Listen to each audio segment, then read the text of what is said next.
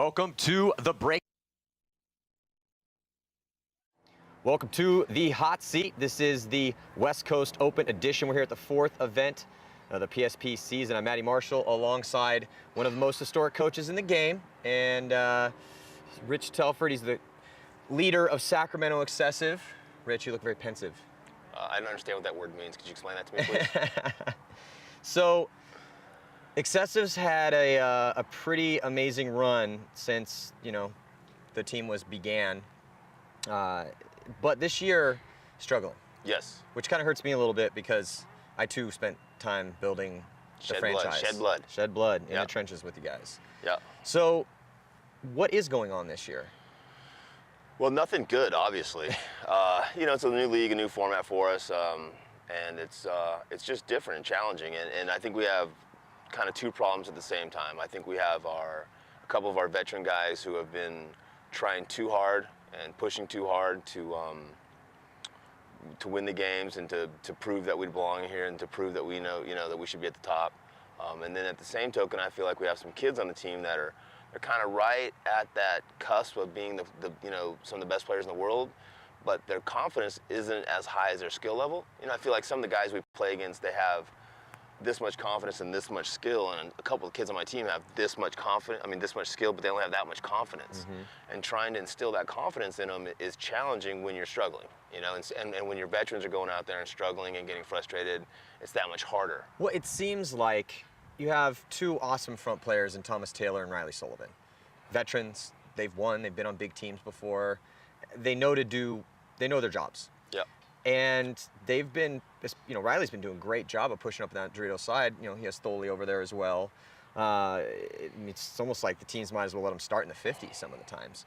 And then Thomas has been kind of hit or miss on the Snake side. Do you think they're putting too much weight on their shoulders, or? I think they're putting a little bit too much weight on their shoulders, but I also think they're not having enough confidence in the kids around them. They're trying to win the games themselves, and that's just not the way the sport. At the highest level, it's not the best players; it's the best team that wins, and we have to come together and be that best team to win. How much? You've been doing this for a long time. Close to 2 years now. Yeah, is it 2.5 years? Almost 2.5. How long has it really been? Because I feel like it's been. Have you put 20 years into the game so far? I put 20 in. Oh. Yeah.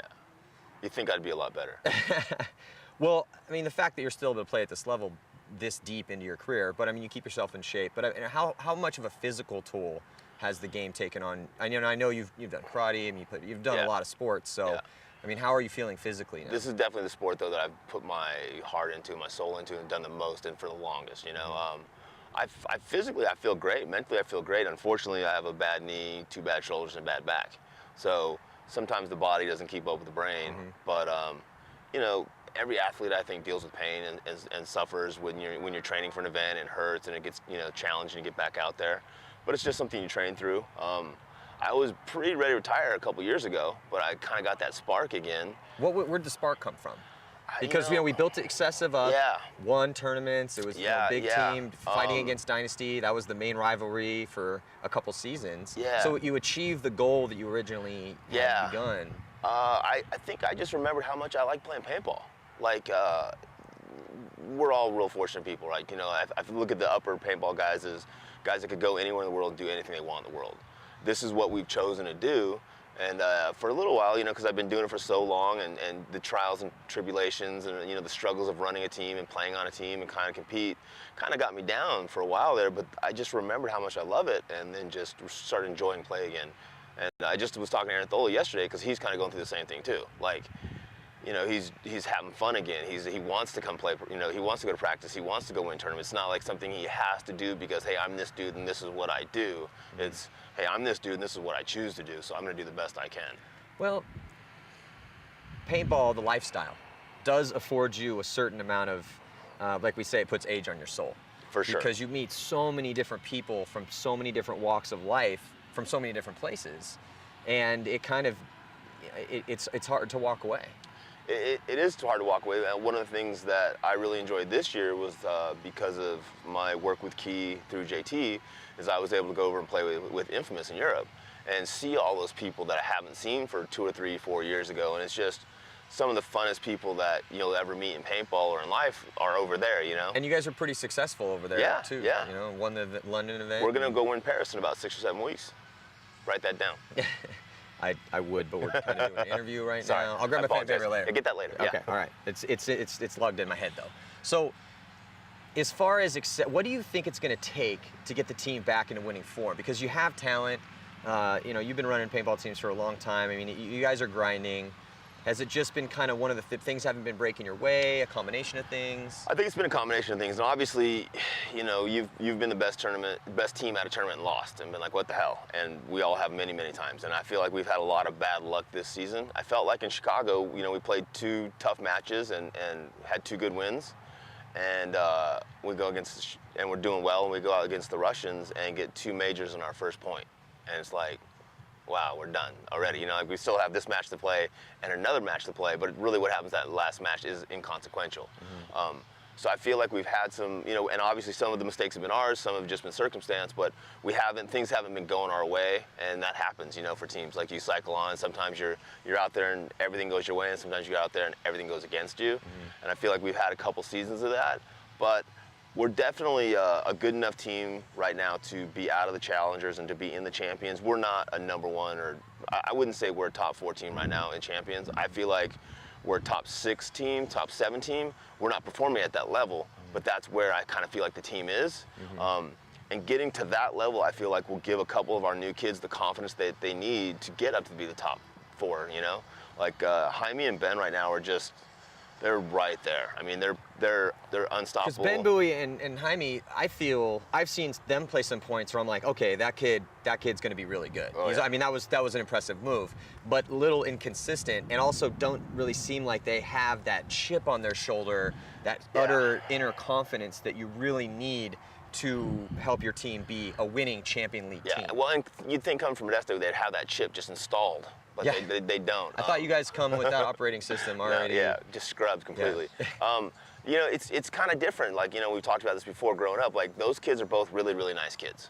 I mean, super polite, super friendly. Like, and that's not the kind of kids that we were, you know, like growing up. I mean, we're nice kids, but we were so competitive that kind of got pushed off to the side.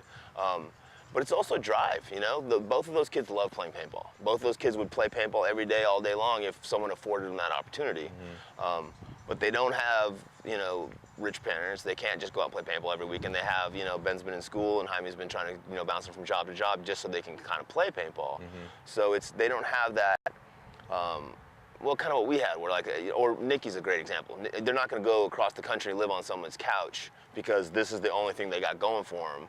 They love what they're doing in paintball, but it's just a part of what they do, and they haven't decided. And if we can get 2 or 3 more guys on the team to have that dedication to be like, hey, you know what, I don't care about anything. This is what I'm going to do, and I'm going to be the best at it in the world.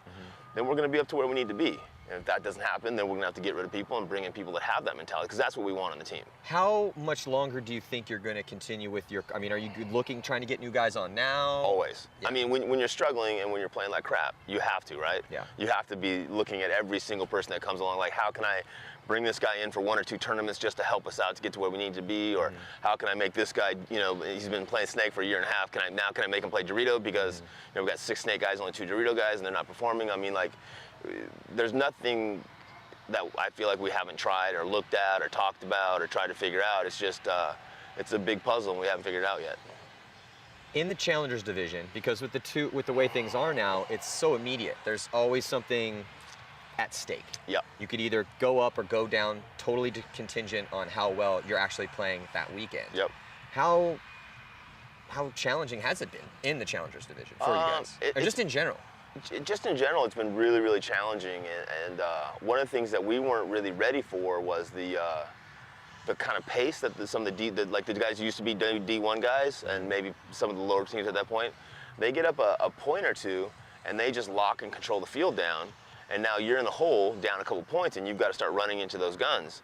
And our lack of experience has hurt us, because we've had in 2 or 3 of those games, should have won the first 2 points, and because of our own mistakes, lost those points, put ourselves in that hole, made ourselves more frustrated, and then pushed into those guns and got even more frustrated. And it's challenging, and I was talking to Ryan Greenspan about it. I'm like, you know, I'm pretty good at shooting people, But when I have no one to shoot at, like, it's tough for me to shoot somebody. You know, like if I can't see a tip of a hopper or a barrel or a So harness. you're saying these guys are hiding from you, is what you're saying? Not from me, but I'm like any good team out here. You know, Houston Heat, Damage, or Dynasty, anybody. They get up a couple points, they lock up the field, and then it's like, wow, this is, you know, and if you don't have 4 or 5 dudes that can close well, if you only have maybe 1 or 2 guys that can close well, if those 1 or 2 guys are dead or not in that point, then wow, you just scrapped another point. Now you're in a deeper hole, and you got to go out there and figure out how to close out What again. do you say to the guys in that situation on the team? I mean, how do you try to motivate them to persevere, fight back down deficits, and get back in the game?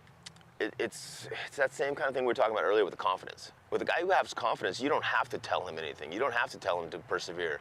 And the guy who doesn't have the confidence, there's nothing that you can say that's going to make him go out there and think that, hey, you know what, this point's going to be different than the last 3. This point, I'm going to get to my bunker, I'm going to shoot a couple guys.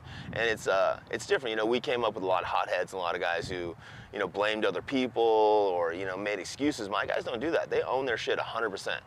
But it doesn't help me, like, it doesn't get us to, you know, any faster. I appreciate that. Yeah. But they got to start owning it, but then also, you know, making those changes and making those corrections. Who do you believe, 2 teams moving up from the Challengers Division to the Champs Division in this event? Well, obviously Excessive. Those guys are I on was fire. waiting for that one. On fire. All right, well, who other than Excessive is going to be bumping up, in your opinion, based on what you've seen so far this year? And, you know, because, I mean, you can make a legit argument for a decent amount of those teams. Yeah, and that's kind of the problem too. Is, you know, you have your kind of top echelons pro teams, your 1 through 6 guys. You got your really kind of bottom of the Challenge Division, and all those guys in the middle are so close. So close. Any given weekend. Yeah, exactly. Any given Sunday, right? Yeah. And I feel like we can beat any one of those teams, but unfortunately, right now, any one of those teams can beat us. And until we can get past that 6th spot and have a, you know, a little bit deeper roster or a little bit more mature players, we're always going to be threatened with that. But that's what makes it exciting. I mean, that's why I love coming to the tournaments and see what's going to happen, because, I mean, is it going to be Storm with the guys that the Odell brothers they picked up, and now they got Justin Swartz on the team? Is it going to be you guys who are really hungry to get back into the Champions Division? Or, I mean, who's it going to be? Tauntaun's just got knocked down. You know, there's so many teams out there that could be. Yeah, well, and I'm glad that it's exciting for you. Unfortunately for us, it sucks. I'm glad you're entertained by us sucking so much, but it's challenging, you know? So we've all worked a long, long time and really hard to play at that level or at that division. And now that we're not there, it's so hard to get back in there. We'll get back in there, Rich. We're swinging for the fences, man. We're going to keep swinging. Yeah. Eventually, we're going to hit something. No, for sure. And, well, before we sign off here, the 2 teams that are going to be dropping down and not being able to compete in the Champions Division for World Cup, who do you think that's going to be? You know what? There's a couple of the top pro teams that have been underperforming and have been having to play the playoffs for the last couple of events or been 1 game off of those playoffs. Everybody knows who those 2 teams are. And if those 2 teams don't do something significantly different in this event, then I don't see that changing any, you know? And obviously those guys are better than they're performing. You know, their rosters are better, and they're talking about X Factor and Infamous, right? Yeah. Those are. I would put the Ironman in category too. Yeah. I mean, 2 events now they've been right there, like one match off, one game off. But I don't think the Ironman hadn't had to play in a relegation. Oh, I thought they had to play last time. I'm sorry. Yeah. No. But yeah, you're right, because I mean the Ironmen have had a lot of roster madness going on with them. One of their stars, and they got a bunch of good guys on the team. Marcelo's got a broken hand. He's playing with a broken hand.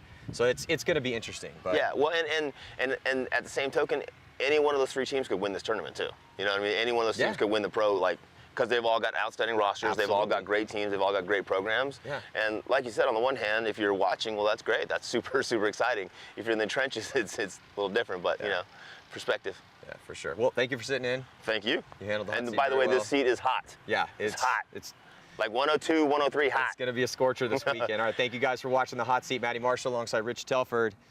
Stick around for the webcast.